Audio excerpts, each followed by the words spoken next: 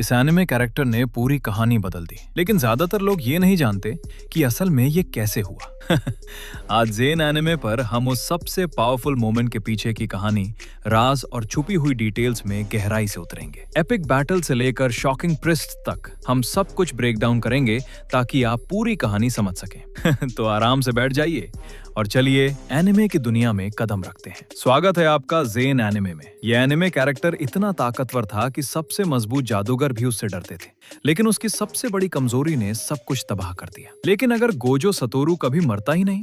आज हम उसी ऑल्टरनेट स्टोरी में उतरेंगे और ये कहानी आपको हैरान कर देगी। गोजो सतोरू जुजुत्सु काइसेन का सबसे शक्तिशाली जादूगर, जिसने हर दुश्मन को भयभीत किया। उसकी ताकत और टेक्निक इतनी थी कि कोई भी उसके सामने टिक नहीं सकता था। लेकिन उसकी मृत्यु ने कहानी का संतुलन बदल दिया। सुकुना और माहितो जैसे खतरे अब और भी घातक हो गए। सोचिए, अगर वो जीवित रहता तो पूरी जादूगर दुनिया की डायनामिक्स ही बदल जाती। Logical, step by step. Gojo जीवित रहता तो सबसे पहला बदलाव होता, सुकुना और अन्य दुश्मनों को उसके खिलाफ कोई चुनौती नहीं मिलती। यूजी और बाकी छात्र गोजो के गाइडेंस में तेजी से ट्रेनिंग करते। उनके स्किल्स और स्ट्रैटेजी पहले से बेहतर होते। क्योतो गुडविल इवेंट में गोजो की मौजूदगी से न केवल लड़ाई आसानी से जीतती, बल्कि कई जानें बचती। गोजो के जीवित रहने से यूजी और बाकी स्टूडेंट्स का ग्रोथ ट्रेजेक्टरी बदल जाता। महितो और कर्स्ड स्पिरिट्स के प्लान्स फेल होते। गोजो हर क्रिटिकल मोमेंट पर मौजूद होता।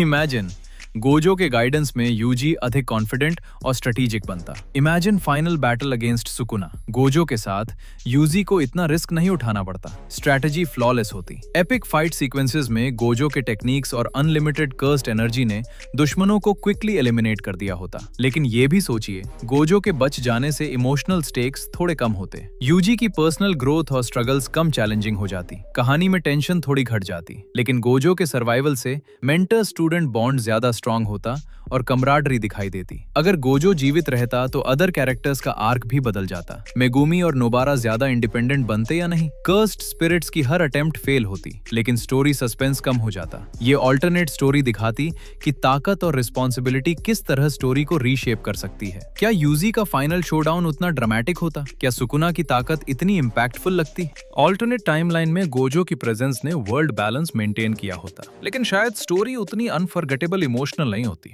तो दोस्तों, यही था हमारा alternate story, what if Gojo Satoru never died.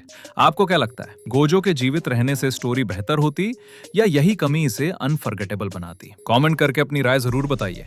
और अगर आप चाहते हैं कि हम और ऐसे ऑल्टरनेट स्टोरीज बनाएं, तो सब्सक्राइब और लाइक करना मत भूलिए। ज़ेन एनिमे पर हम हमेशा लाते हैं एनिमे के हिडन सीक्रेट्स और ऑल्टरनेट रियलिटीज। धन्यवाद और देखते रहिए ज़ेन एनिमे।